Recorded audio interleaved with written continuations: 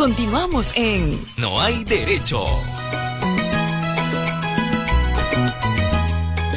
Estamos de vuelta aquí en No hay derecho. Estamos en los estudios de la decana y estamos muy complacidos por la generosidad de quienes nos han acogido todos este par de días que ya estamos aquí, y estamos tratando de buscar algún nivel de conexión entre lo que aquí sucede y es principal, primordial en la agenda de quienes todavía están dolidos por la muerte de sus familiares y además están todavía no solo reclamando justicia, sino día a día sintiendo de que los están tratando con desdén desde el ámbito del sistema de justicia y, como no, como ya más temprano lo mencionábamos aquí en el programa, por el accionar de las propias autoridades al máximo nivel, incluyendo a la propia presidenta Dina Boluarte, que, ojo, como ustedes bien saben, aquí en el programa lo hemos ya tratado en varias oportunidades, está siendo investigada por este y por otros hechos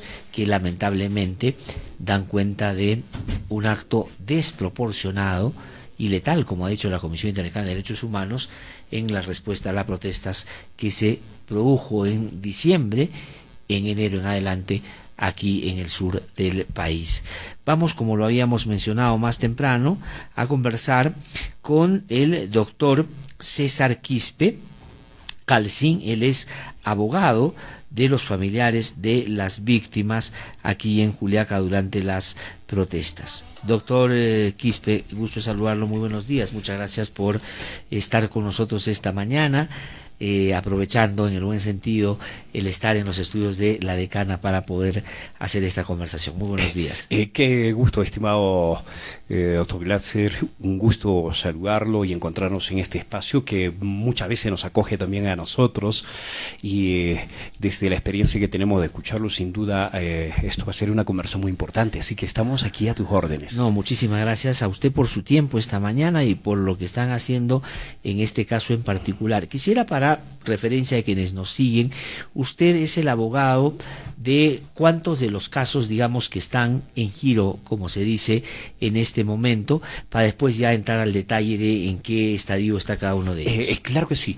Nosotros llevamos de manera conjunta, junto a mi colega Wilmer Quiroz Cali, que es decano del Colegio de Abogados, en la asociación hay como 80 asociados, ¿no?, de mártires y víctimas, de los cuales sobrepasamos el número 55 de casos, ¿no? Ajá, o sea, digamos, 50 casos que están en el marco de la defensa y patrocinio que ustedes llevan adelante. Así es, ¿no? Entonces, eso es casi, digamos, el 80%.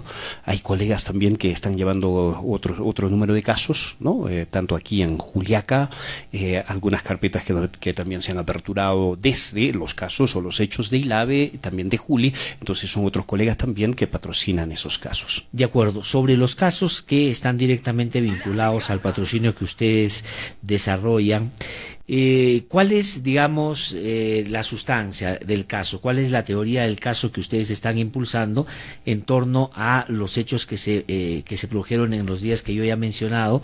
Pero si ustedes llevan casos, me imagino, de las personas que fueron fallecidas y varias personas que están en la condición de heridos, ¿no es cierto? Sí, de repente, mira, va a ser qué importante que estés aquí, porque de verdad vas a ayudarnos en adelante también a dar seguimiento, no solamente con lo que se está trabajando aquí en la Fiscalía de Derechos Humanos, porque dicho sea de paso, las carpetas principales se la llevaron al equipo especial de Lima. Así es. El caso del 9 de enero es la carpeta 23 de caso Juliaca, donde están tanto los mártires, quienes fueron asesinados, ejecutados extrajudicialmente, y también los heridos, del cual somos nosotros abogados.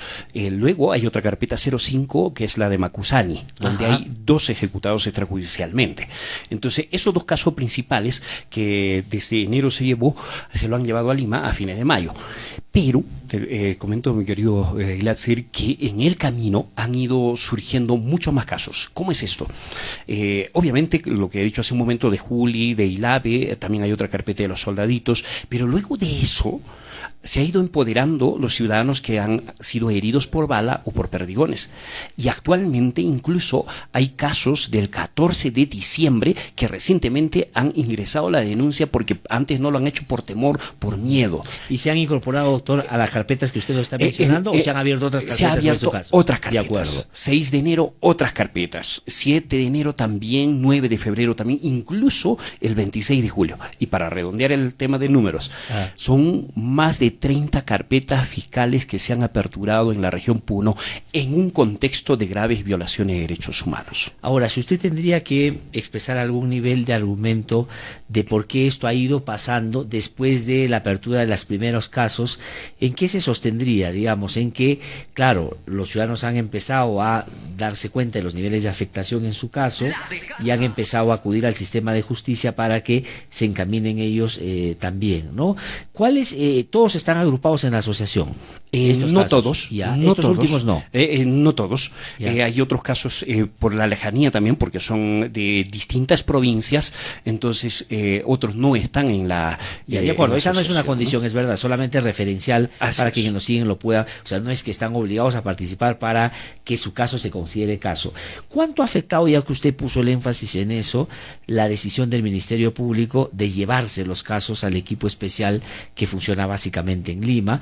Y claro, de vez en cuando trata de dar cierta sensación de cobertura nacional, pero básicamente está actuando desde la capital de la República. Sí, es quien tomó la decisión, sin duda y obviamente a todas luces, es la Fiscalía de la Nación. Sin duda. ¿Cierto? Entonces, ellos tienen otros objetivos. Las personas que han puesto en las fiscalías o quienes han estado tomando los casos han tenido distintas actitudes. Te comento, el 9 de enero, quien asumió primero o le dieron la orden fue el fiscal de crimen organizado.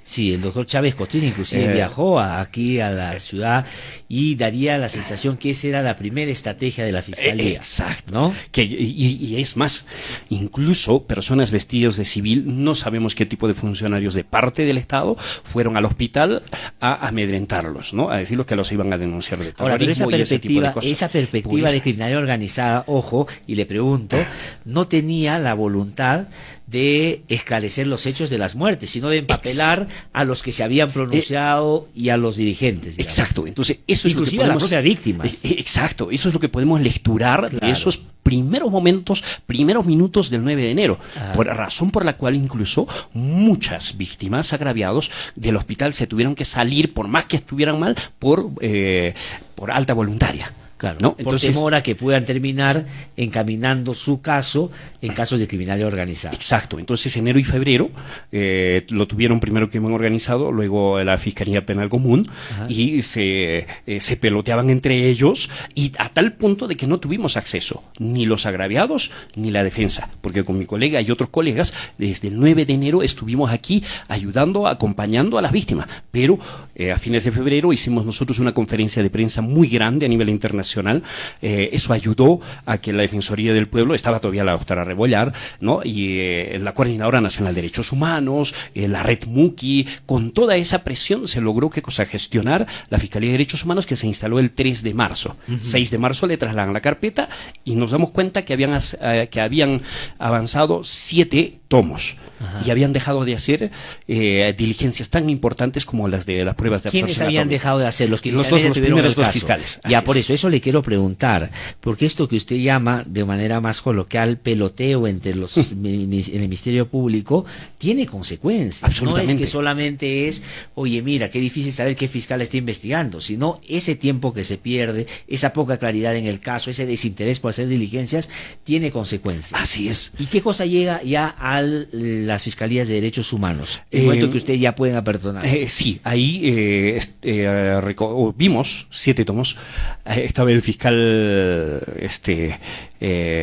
en este caso titular y el adjunto, los dos en un ambiente en medio de una oficina con una mesita, o sea, con carencias terribles. A pesar de que ya había pasado tiempo y a pesar de que incluso para ese momento había una serie de pronunciamientos ya que se conocía en el plano internacional como recomendaciones al Estado, pero así se empezó.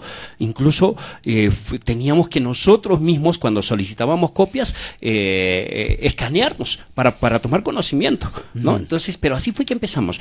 Pero con esa Fiscalía de Derechos Humanos que se instaló aquí, avanzamos de manera muy importante hasta mayo. Pese al déficit, a la prueba que usted dice. Todo. Pero sentían ustedes voluntad de querer avanzar desde esa... En la Fiscalía de Derechos Humanos sí que fue importante su presencia y enhorabuena que gestionamos en ese momento con la asociación.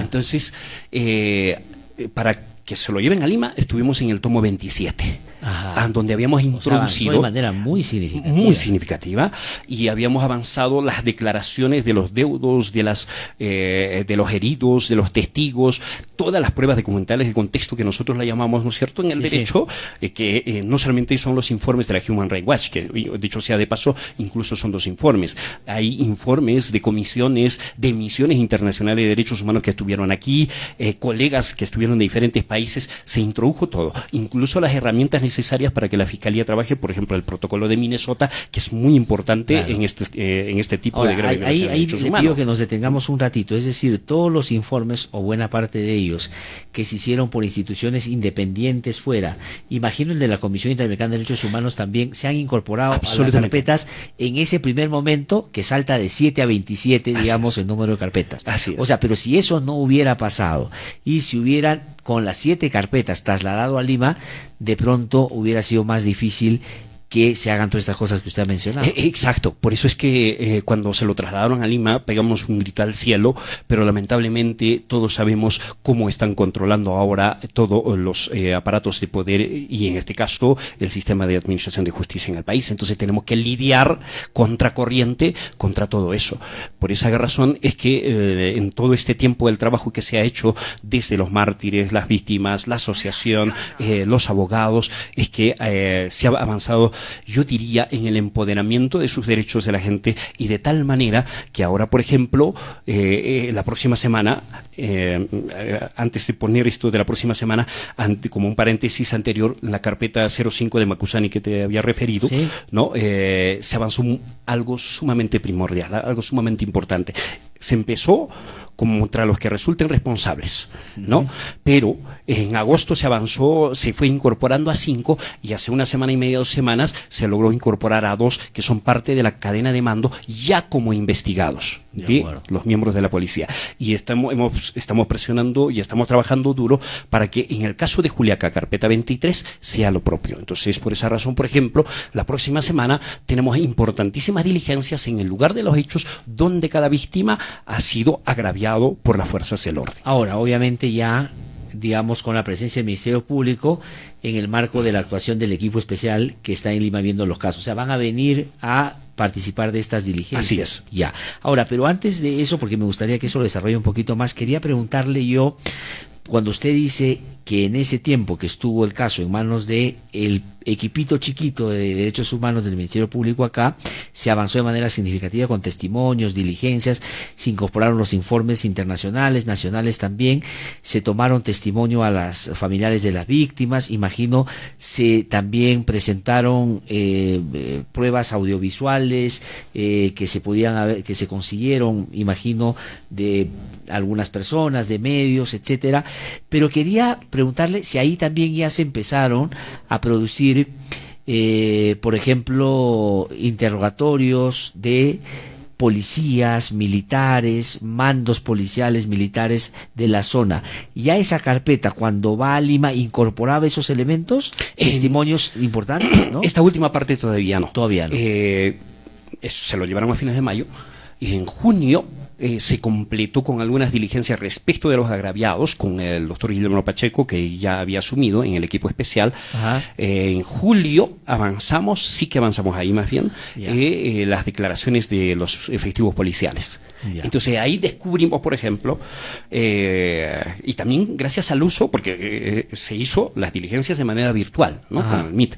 Entonces, si estamos haciendo uso de las herramientas tecnológicas, entonces ¿por qué no podemos hacer uso de las otras herramientas tecnológicas? Entonces, hicimos uso de varios aplicativos. Entonces, descubrimos cómo estaban, hasta donde declararon los policías, porque después a fines de julio cambiaron otra vez de fiscal dentro del equipo especial. Entonces descubrimos, pero en ese periodo, de que los policías que declararon en qué punto del aeropuerto estaban, en qué escuadra estaban, la cadena de mando. Entonces, por esa razón es que con toda esa información ahora estamos ejerciendo nosotros, obviamente, de manera formal, legal, que aquí en Juliaca también tiene que avanzarse así como se avanzó en Juliaca. Entonces, sí hay importantes, yo diría, declaraciones que podemos usarlas dentro del proceso. Ahora, dos cosas sobre eso. Una, se ha logrado identificar ya la ubicación y el nombre de quienes desde la policía y desde el sector militar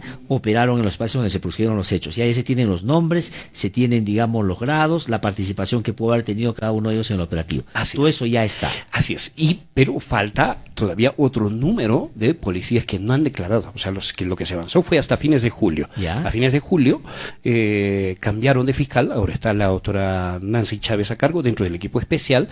Entonces estamos ahora a octubre, ha pasado 2 meses y lo que se ha avanzado con ella es el tema de Macusani. Pero ahora le han puesto empeño y esta semana, en el caso de Juliaca, tiene que avanzar y nosotros esperamos de verdad, y lo decimos, miren, un medio de comunicación, se lo decimos también de manera personal a la fiscal, de que en Juliaca tiene que ocurrir lo mismo. ¿Por qué? Porque ya hay suficiente información para hacer lo que le corresponde a la Fiscalía. Ahora, si usted tendría, no podemos entrar al detalle porque es muy amplio el espectro, pero ¿qué cosa dicen los policías que ya testificaron en el caso sobre lo que pasó? Y si usted considera que eso se distancia de lo que los más altos mandos han dicho al Ministerio Público, ahí donde están siendo ellos sometidos a esas investigaciones. Y cuando digo altos mandos, no solo me refiero al exministro Cervantes, el jefe de la policía, el jefe del Comando Conjunto de las Fuerzas Armadas, sino también la propia Presidenta de la República y su presidente del Consejo de Ministros. Ahí diría usted distancia entre lo que dicen los que operaron o materializaron el hecho de los que, según la investigación que se hace, pueden haber sido los autores inmediatos, y etcétera. Sin duda, hay información muy relevante, muy importante. ¿Qué dice esa información? ¿No? Entonces, uno de ellos, por ejemplo, hay otros efectivos que realmente estaban lejos de como le llaman ellos, la cabecera del aeropuerto. Ajá. Que da a la Avenida Independencia, ¿no? Pero hay otros que han estado cerca, otros que han incluso revelado nombres. Hay algunos que incluso aceptan haber disparado. Entonces, eso para nosotros es muy importante. Y todos sabemos, ¿no es cierto?, los abogados, de que una vez agotado la vía interna, pase lo que pase, porque es impredecible lo que vayan a seguir haciendo, ¿no es cierto? Entonces, pero ya forma parte de la carpeta fiscal. Ajá, pero, digamos, usted podría decir, a propósito de lo que ya se ha incorporado a la carpeta Juliaca 23 o 5, que usted nos ha dicho es el caso Macusani y otros, ya se ha podido, por medio de testimonios de propios policías, que sí estuvieron en los hechos, que algunos dispararon, que tenían armas de largo alcance, que no eran las que se deben utilizar para situaciones de protestas y de orden público, que tuvieron autorización y disposiciones para actuar de esa manera. ¿Eso se ha podido establecer ya en, digamos, la manera como se materializaron los hechos? Sí, es más, incluso lo que no conocíamos antes. Las escuadras estaban compuestas por un número promedio de 10. Y ahí estaba claramente definido sus roles, ¿no? Quien estaba con el escudo, quien portaba la escopetera para disparar los gases lacrimógenos, quien portaba las perdigoneras, le llaman, y quien portaba FAL. De acuerdo. Ahora, ¿y cómo es que está, digamos, incorporado en estas carpetas el hecho que referíamos más temprano aquí con mis colegas?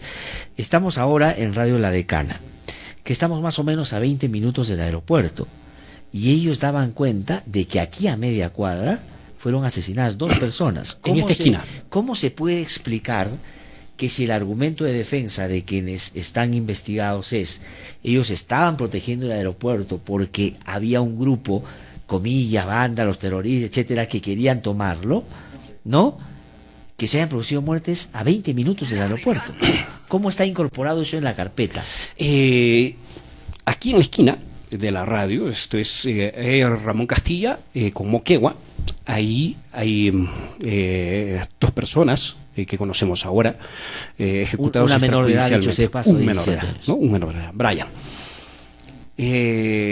Lo que ha ocurrido, y con los nuevos casos que estamos conociendo ahora, esto no solamente ha sido en el aeropuerto, Gladys. Ha sido aquí en el centro de la ciudad, Este es un punto. Hay otro punto de la ciudad que da en Girón Bolívar con San Román, que está de aquí como a 20 cuadras. Y hay otra comisaría, o sea, aquí a 2 cuadras hay una comisaría, y hay otra comisaría de aquí a 30 cuadras, que es a la salida Puno, por ahí también han ocurrido hechos. Sí. Entonces, todo eso ahora forma parte de la carpeta 23. No, de acuerdo, eso sí estoy de acuerdo, y efectivamente usted lo grafica bastante bien, además sosteniendo y dando cuenta de las distancias con el aeropuerto. Pero el argumento central inicial de la defensa de los policías y los que, digamos, están en esa línea de defensa de ellos es que no había otra manera de repeler los ataques de aquellos que estaban en el interés de tomar el aeropuerto. Si ese es el hecho principal y ellos como argumentan, su legítima defensa, porque estaban sobrepasados, tuvieron que disparar y en fin, pasaron lamentables hechos, ¿cómo se explica que gente que no estaba en el aeropuerto fue asesinada? Es que eso explica todo lo que ahora vamos conociendo, ¿no es cierto?, de una política generalizada de cómo desde el Estado y desde los mandos superiores o incluso como política de Estado ya ha ocurrido en el país. Recordemos el Decreto Supremo 143 que declara en emergencia a todo el país. ¿Cuándo? 14 de diciembre. Así es. Y justo el 14 de diciembre es que empieza, y sobre todo aquí la información que tenemos en la región Puno, hay heridos por proyectiles de arma de fuego, por ejemplo, perdigones. O sea, si esto ha sido política, entonces los policías, como le he dicho, ya atacó también, ¿no? Sí. Ya atacó, que había órdenes. Sí. Entonces, esto no ha sido solamente en el aeropuerto, sino en cualquier comisaría, en cualquier punto de la ciudad o del país. Por eso es que a eso podemos ahora atribuir, a esa política, por eso está bien dicho, me parece, sin duda, el término de masacre, o de genocidio, o incluso de ataque sistemático desde esas órdenes, desde arriba, y de tal manera que todos han ejecutado en el país, como en el caso de Cusco, por ejemplo, o como en el caso de Apurímac, a un camión, y aquí en Juliaca, en una esquina, lejos del aeropuerto, en otro punto de la ciudad, en el centro de la ciudad, como es Bolívar con San Román, y en otros puntos de la ciudad.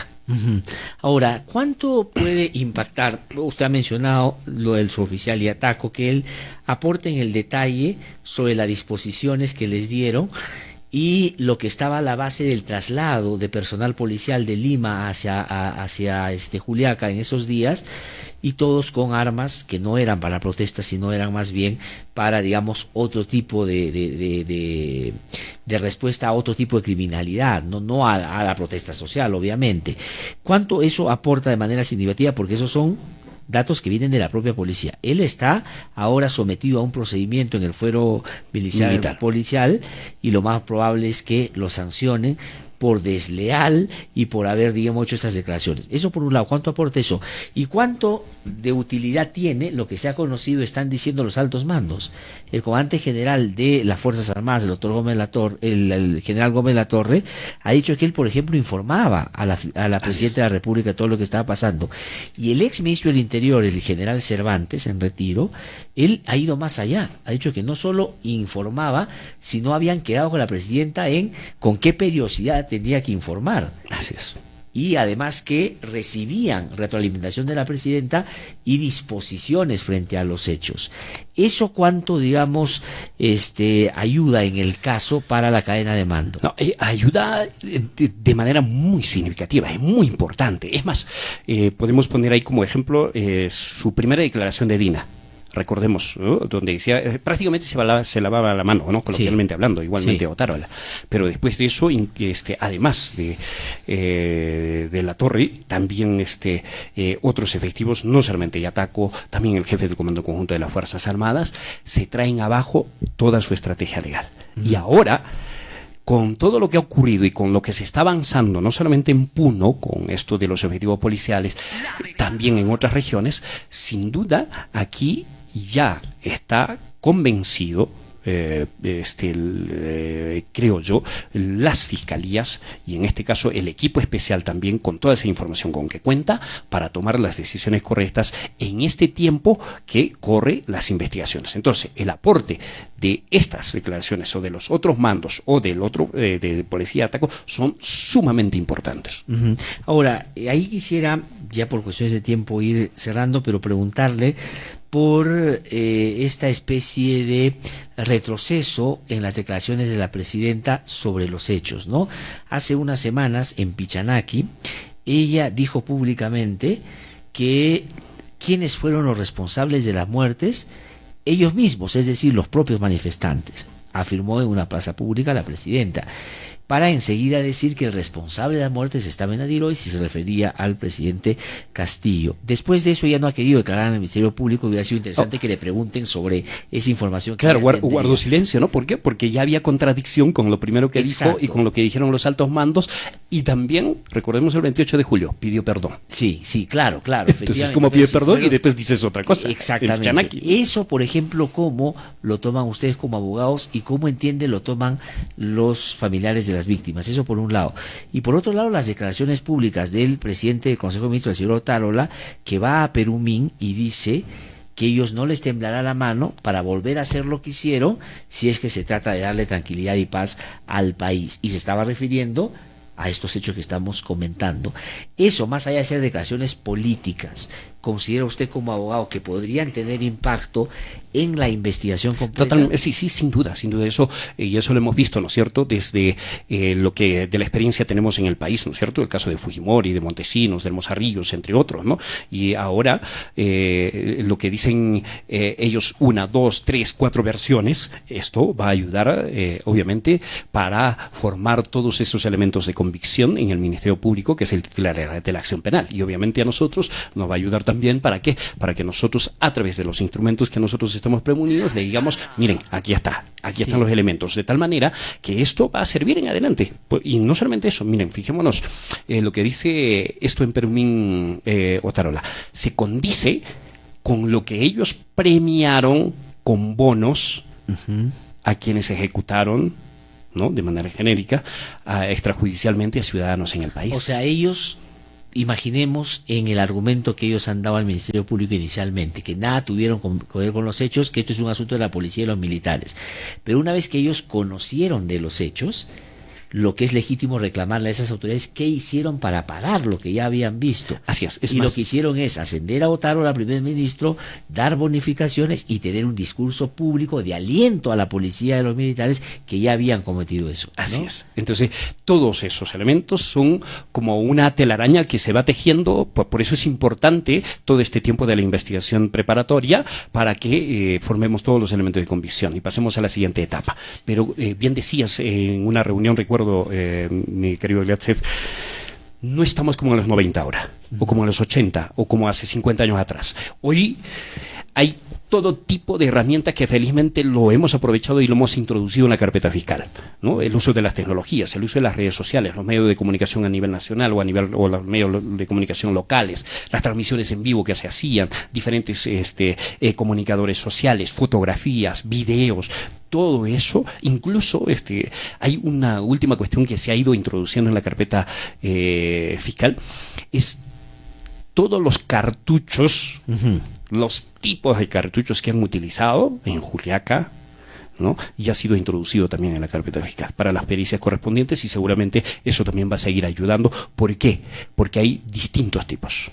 Entonces, hay incluso con grabaciones de la PNP, ¿no?, para poner un ejemplo. Entonces, todos esos elementos va a servir para que siga caminando y robusteciéndose la carpeta fiscal. Sí, no, yo, como ayer hablábamos de estos temas, efectivamente, hay casos que han demorado 30, 40 años en determinar responsabilidades directas de quienes perpetraron violaciones de derechos humanos, pero claro, no había, vamos a decirle, tan al alcance varias otras elementos que son sustantivos ahora, ¿no? Por ejemplo, todos los videos y las cosas que al respecto los propios ciudadanos han podido registrar. Pues bueno, doctor Quispe, quisiera agradecerle mucho por haber conversado con nosotros. Lamentablemente el tiempo, ahora tengo que ir a un corte, y vamos a estar en comunicación para seguir conversando sobre esto, y le pido por favor que estemos justamente en la atención de intercambiar información para poder dar cuenta a quienes nos siguen de cómo avanzan o no estas investigaciones. Muchísimas gracias. Con todo gusto. A tus Muy amable. y buena estadía en Puno. Muy amable, muchísimas gracias. Ha sido el doctor César Quispe Calcín, que es abogado de la mayoría de los familiares de las víctimas de los lamentables hechos que se produjeron aquí en Juliaca.